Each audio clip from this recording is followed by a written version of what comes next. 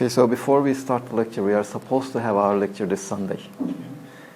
But, well, I would rather postpone this Sunday lecture. I mean, I don't think it's worth it, considering all the rumors around.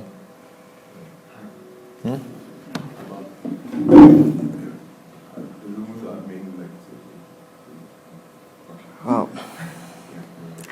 I mean, there's always some risk analysis.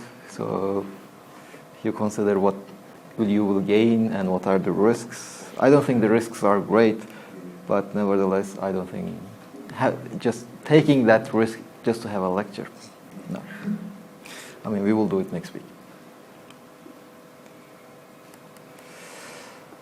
Okay, so this week we will be doing the WKB approximation.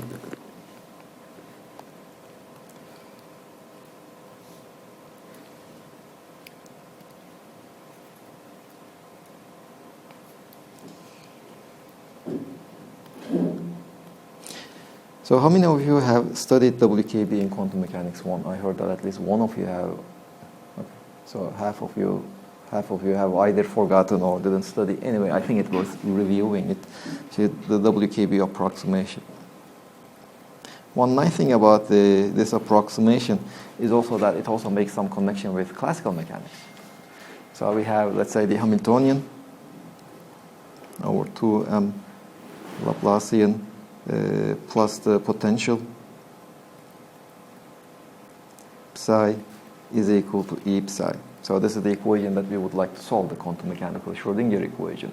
Well, we had discussed several methods already. So if V is just a part which we can exactly solve plus some small correction, we know how to do the perturbation theory. If it is not small, then we have studied the variational principle, which mainly allows us to determine the ground state and maybe the first or the second state. But the higher states, the reliability will be not so much. And now the WKB approximation would be a method that we can use to obtain the approximate wave functions and approximate energies for highly excited states, not for the ground states, but when the energy is large. Now let's try to rewrite this equation.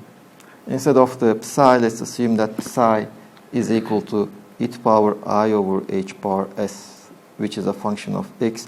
And in fact, if you are doing the time, if you look at the time-dependent Schrödinger equation, this function will also be a function of t. But for the time being, since we are interested in only the time-independent one, so let's just assume it's a function of x. We can just take the derivatives. So the gradient acting on psi will be just I over h bar, the gradient of s times psi. And the Laplacian of psi would be just I over h bar, the Laplacian of s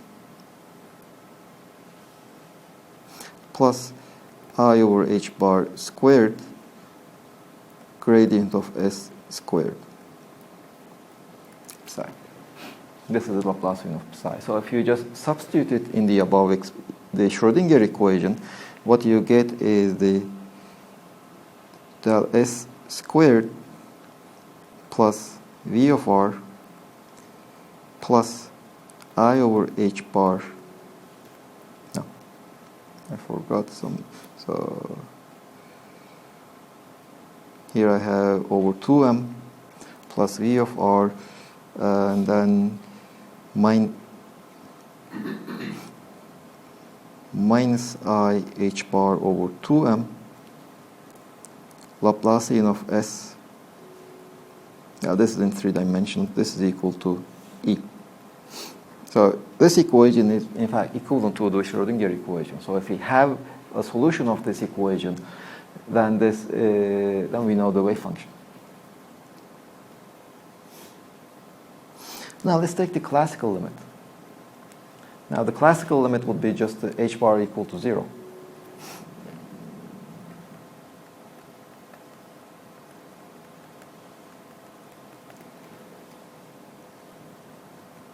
Let's just take h bar equal to 0. Then we have 1 over 2m gradient of s squared plus v of r. This is equal to E. So does this equation resemble any equation that you know? I don't know if you have studied this in your analytical mechanics course. Well, this equation is called, in classical mechanics, this is the Hamilton-Jacobi equation.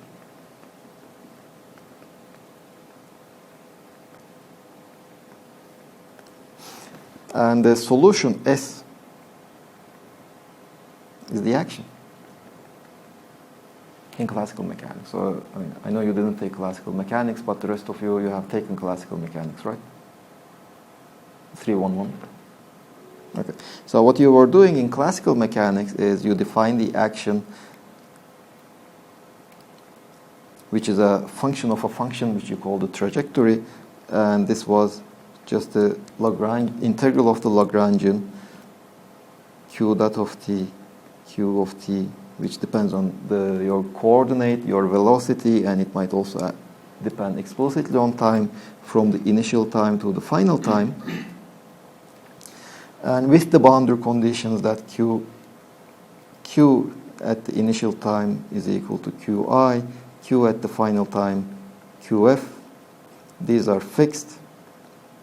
And the equations of motion you just obtain by looking at the variation of S and equating it to zero. These just gave us the Newton's dynamics, basically.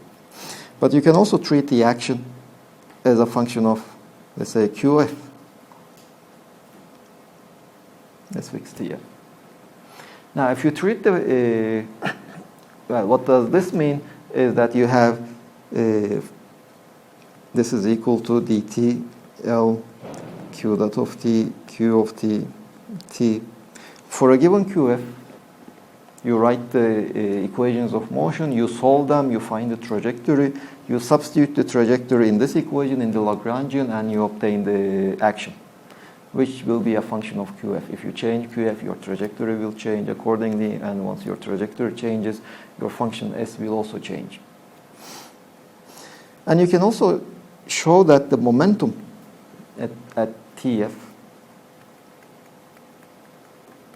this is equal to the derivative of the action with respect to your final coordinate. Well, in a sense, momentum operator is just a derivative operator. Also in classical mechanics, in terms of action. And this equation, so since this is satisfied, we know the energy. If you are looking for an equation for a trajectory which has a definite energy, it should satisfy this one, pf squared over 2m plus v of r. This is equal to E. But pf is nothing but the derivative of the action, gradient of the action squared over 2m plus v of r is equal to E.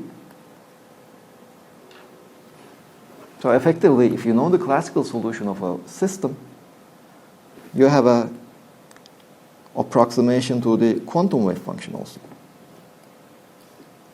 So if you just, instead of S, you take the classical action, then you have a solution for the wave function, an approximate solution. And in fact, the WKB approximation is also based on this one. It's also called the semi-classical approximation. So let's continue. Okay, this is just the relation with classical mechanics. But let's just keep the h bar non-zero. So this is our equation.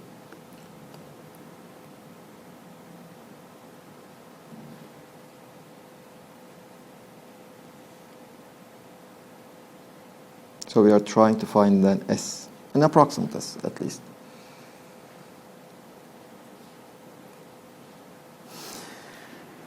Now, h bar is small. Let's just make the assumption that h bar is small.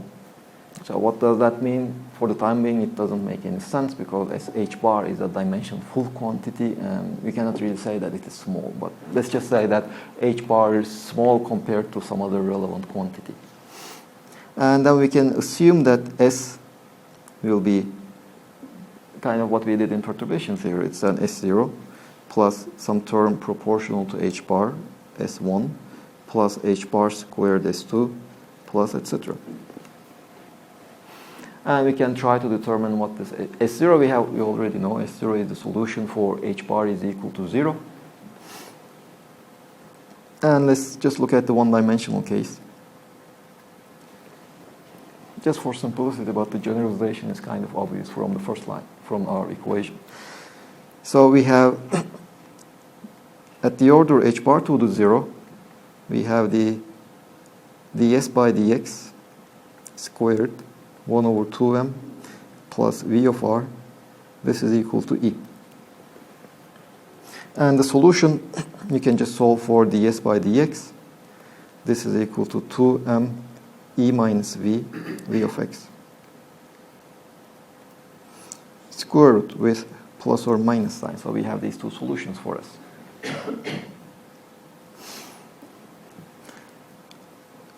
At the order h to the first power, we have, let's see, from this one we have the s0 ds 1 over dx plus s1 ds0 by dx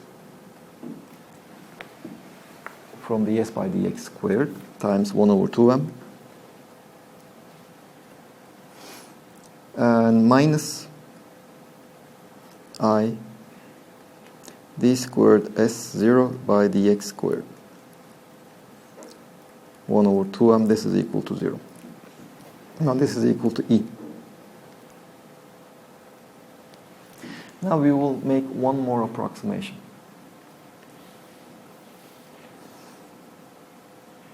We will neglect this term. Now this is again kind of like the classical approximation. We are neglecting the term that was supposed to be h proportional to h bar, but we are not exactly setting h bar is equal to 0 because the s1 is also proportional to h bar. We are keeping one correction which is proportional to h bar, let's say. Now we will see what this approximation corresponds to in a moment. First, let's just proceed and try to calculate this one. So this we already know what the s0 by dx is. So let me rewrite this. This is equal to plus or minus p of x. Well, that is the classical momentum of the particle at the point x. So this equation just becomes plus or minus p of x s1 prime plus,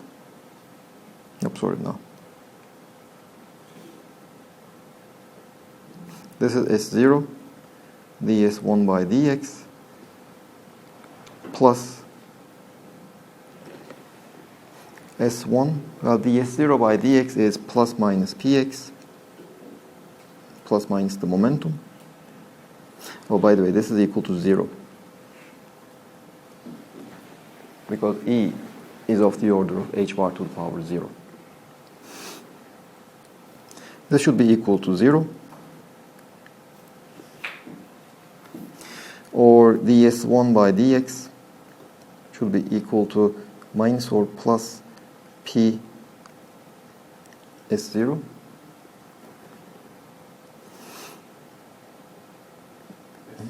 1 over s1. Here this is, let's see, s0 times ds1 by dx is plus minus plus p s1, or ds1 by dx 1 over s1 is equal to plus or minus p over s0, or plus or minus, if we did everything properly, this is ds by dx minus ds by dx ds0 by dx 1 over s0, and logarithm of s1 is equal to minus the logarithm of s0. So what mistake did I do? So let's start from this equation. Is this correct? Of the order of h1. So if we put it over here, we have the derivative of s0 plus the derivative of s1. So this equation is wrong. It should be all derivatives. So this is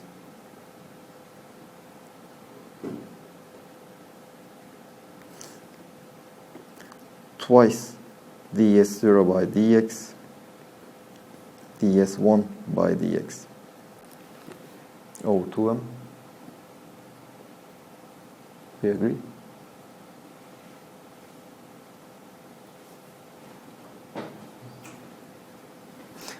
Okay, let me not be lazy.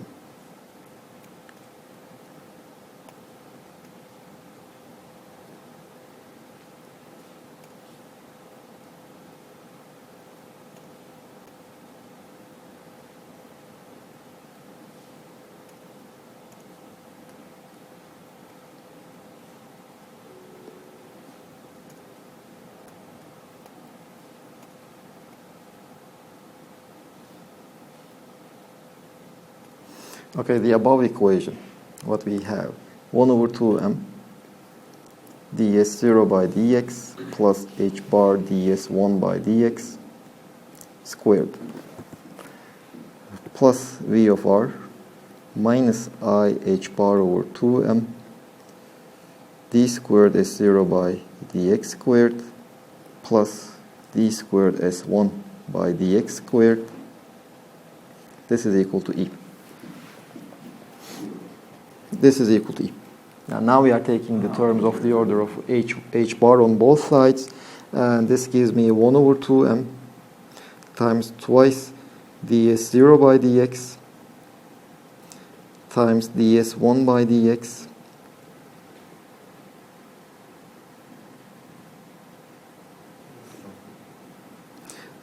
minus I over 2m d squared s1 by dx squared. This should be equal to 0. Now I will keep everything.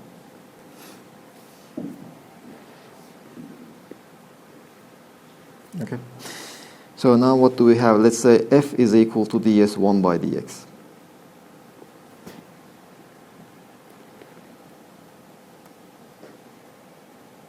Now these two m's I can just cancel. So the above equation is plus or minus twice p of x df by dx.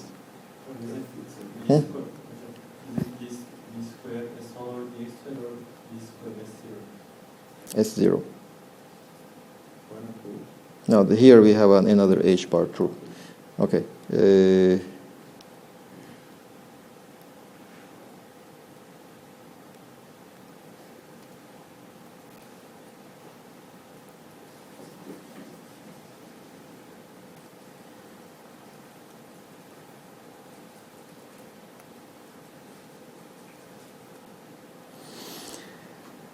Now I will, okay, so ds1 by dx, this is equal to minus 1 over 2 d by dx of ds0 by dx divided by ds0 by dx, which is equal to minus 1 over 2 d by dx of logarithm of ds0 by dx.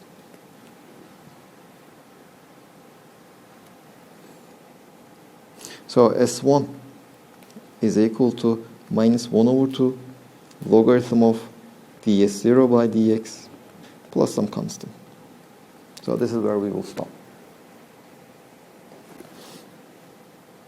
And also S0 was ds0 by dx is equal to plus or minus p of x, which we said plus or minus square root of 2m e minus v. Now the energy can be larger than v, smaller than v. We don't know. We don't have such a restriction. As in classical mechanics, we will see that we will need both of them. And so now we have the solution, basically. S of x is equal to S0. Well, S0 is the integral plus or minus of p of x dx. You can start from some arbitrary x0 up to some final x prime, not up to some final x, plus h bar. S1 is minus 1 over 2 logarithm of ds0 by dx plus some constant. Well, these are just integration constants, and in fact, if you want, you can just combine them all. And psi was exponent of I over h bar s of x. So this is equal to e to the power plus or minus I px dx. This is due to the S0. And then we have the S1 piece, and S1 piece just gives us 1 over square root of p of x with some normalization constant. So this is our approximate solution.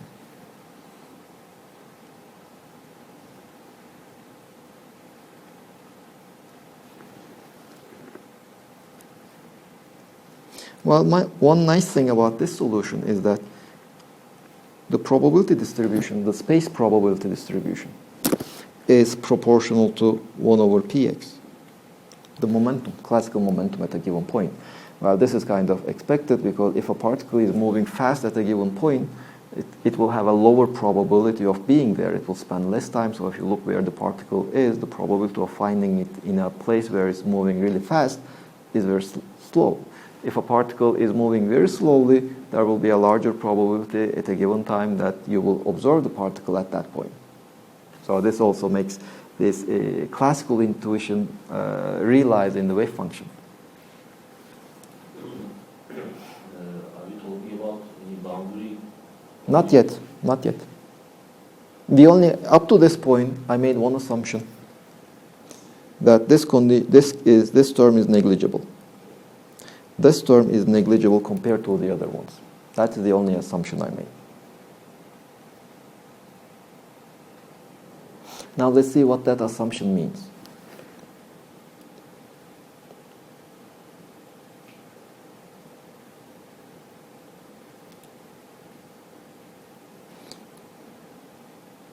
So our assumption was that d squared is 0 by dx squared.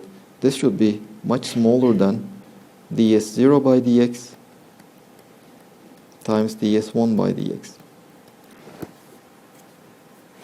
Now ds0 by dx is dp by dx. This should be less than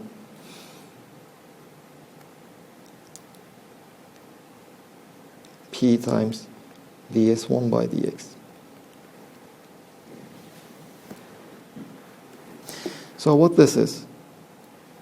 Well, we can also write it in a different form. Let's say that P is equal to h bar over lambda. Or if you want, lambda bar. So if you make this identification, then this equation just becomes the lambda. Well, I mean, in absolute, the equation is in absolute value, so I'm not paying attention to the signs. I will not have any minus signs. D lambda by dx times 1 over lambda squared. This should be less than p over lambda ds1 by dx.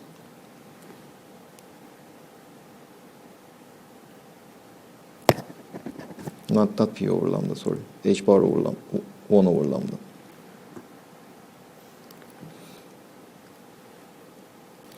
D lambda by dx should be less than ds1 by dx. Now ds1 by dx, we had solved for s1. This is d by dx logarithm of p. Because s0 was momentum. This is equal to dp by dx. 1 over p. Now hold on, did we make some stupid mistake somewhere? There should be one number. There is one lambda over here.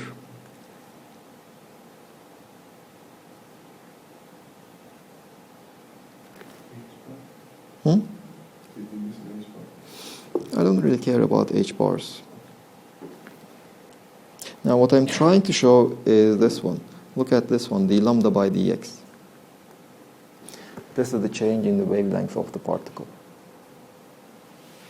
So that this the approximation that we are doing, that we are by neglecting this term, is basically should eventually correspond to the approximation that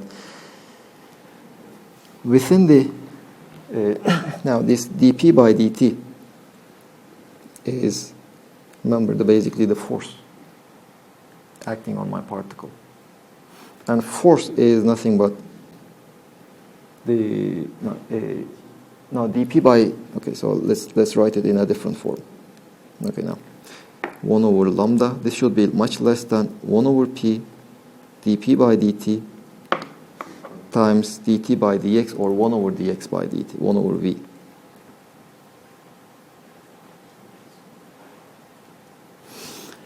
Now this is force,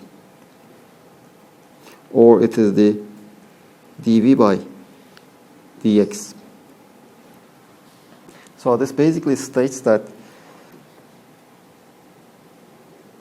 now hold on, it should be the other way around. Now I should somehow conclude that the rate of change, the potential doesn't change much within a wavelength. That is where I'm trying to get. So we have this potential. Potential is basically changing.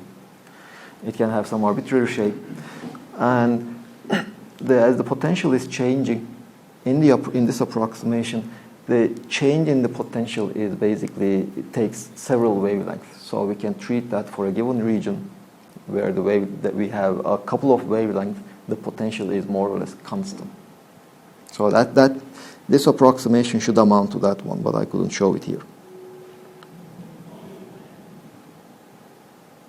Anyway, we can come back to this point later on. So we will be assuming that we are in a region where the potential doesn't change much, because if you look at our solution, if you consider this solution, if the potential is not changing much, then the p is just a constant, and we have the plane wave. If the potential is changing slowly, we can just add the changes in the potential slowly, so that gives us the integral. That is the approximation we are making, and it should be this approximation. Anyway, we can see it later on. Trust my word for the time being. I couldn't prove it. We are basically assuming the potential changes slowly. Slowly meaning that it changes very little in a couple of in one wavelength.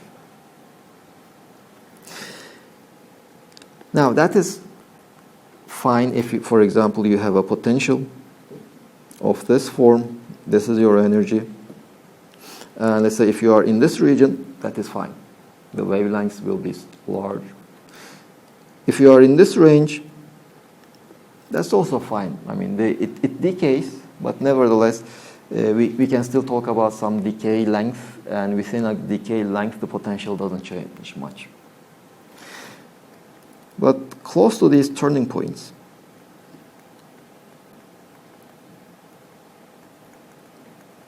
our approximation just doesn't make sense.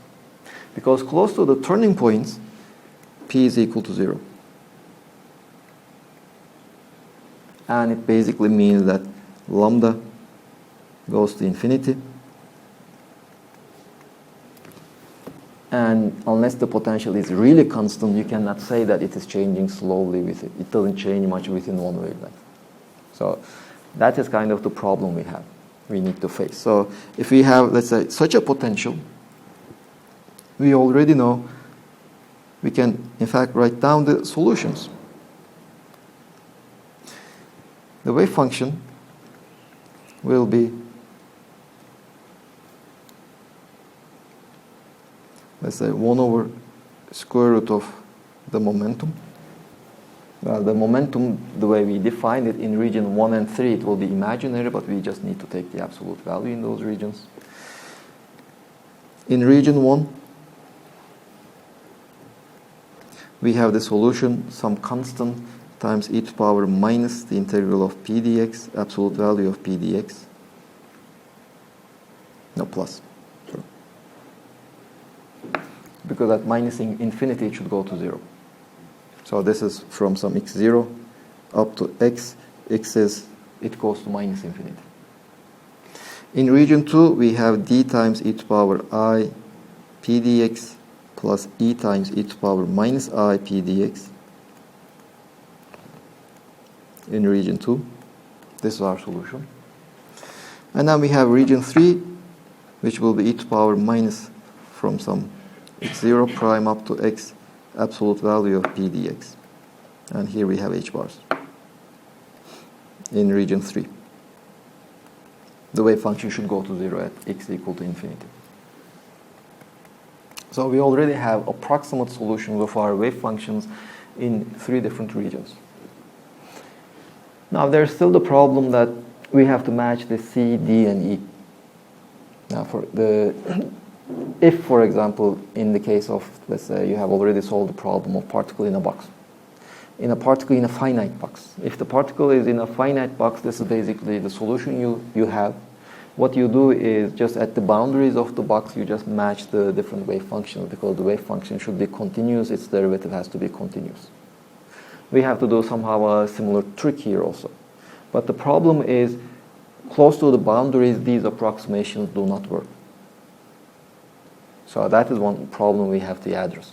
So how do we match the wave functions at different regions? But before going on, let's do an example. Let's do an application. Well, we don't have this problem if we have an infinite potential wealth.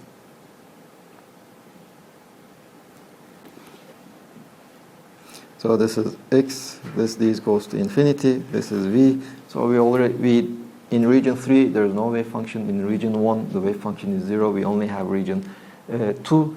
And furthermore, our approximation is exact. Remember, we assume that the potential doesn't change within one wavelength. Here, the potential doesn't change at all. So P is constant. Now, if you want to use this result, our wave function, well, let's calculate P dx integral first.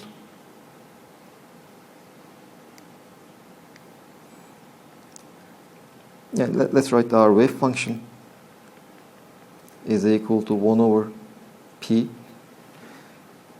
d times e to power I over h bar P dx plus e times e to power minus I over h bar P dx. Now, these integrals, we have to determine the lower limit, upper limit. They are arbitrary. If you change the limits, you are just modifying the normalization constant. So if I change x0, I can absorb the change in d. I'm just redefining d. So I'm free to choose whichever x0 you like. So I will choose the x0 to be 0. This is 0 up to some x, from 0 up to some x. This is my approximate wave function. And P is constant in this case. Since I also know that this one, psi x is equal to 0, should be 0. This tells me that d is equal to minus e. So my solution is 1 over square root of p 2i d sine of 1 over h bar from 0 to x p dx. In this example, I can of course take the p integral. There is no problem with that. But let me just keep it there for the time being.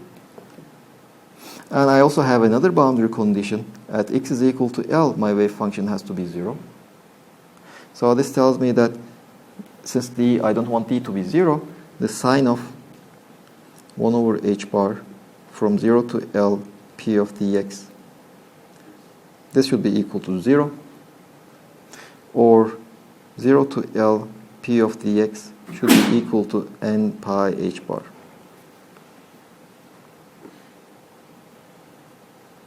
In fact, this solution is true even if we don't have 0 potential inside, but some slowly varying potential in the region.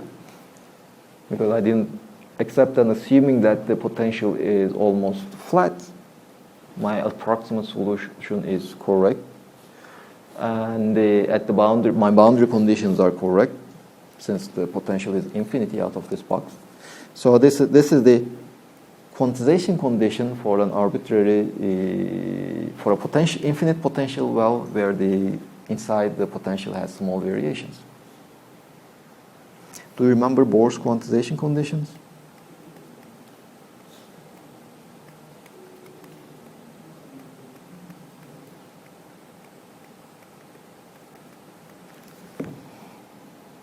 You should have seen it in quantum physics.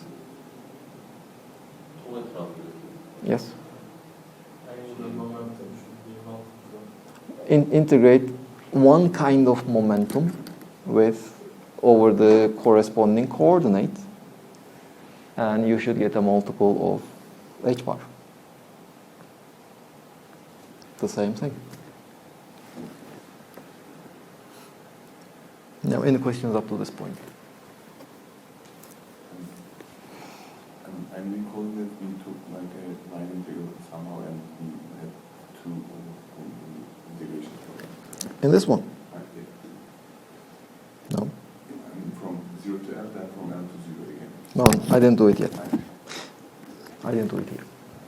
Well, you see, what you do is you just take this out. What remains over here is the integral over one path, one full cycle.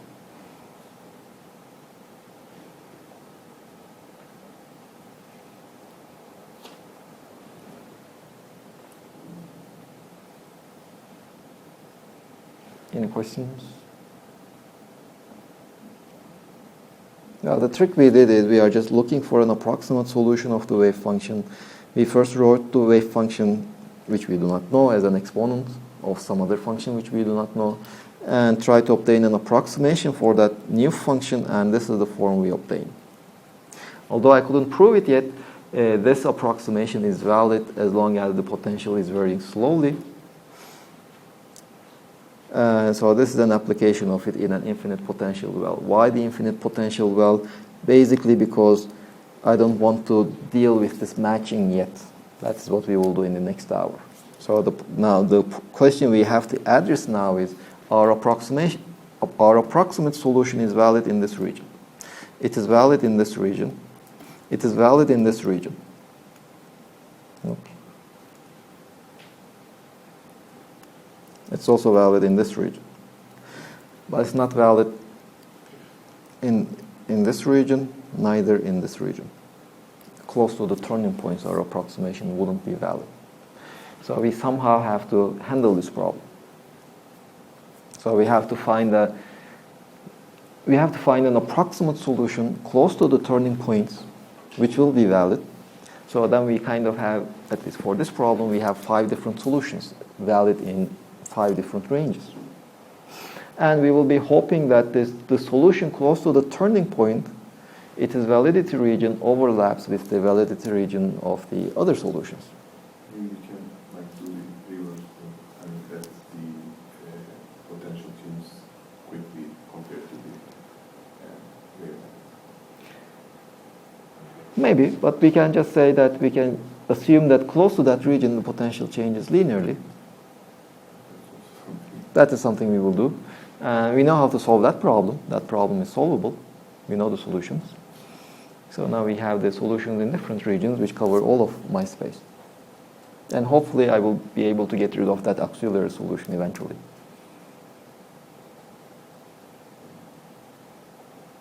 Any questions?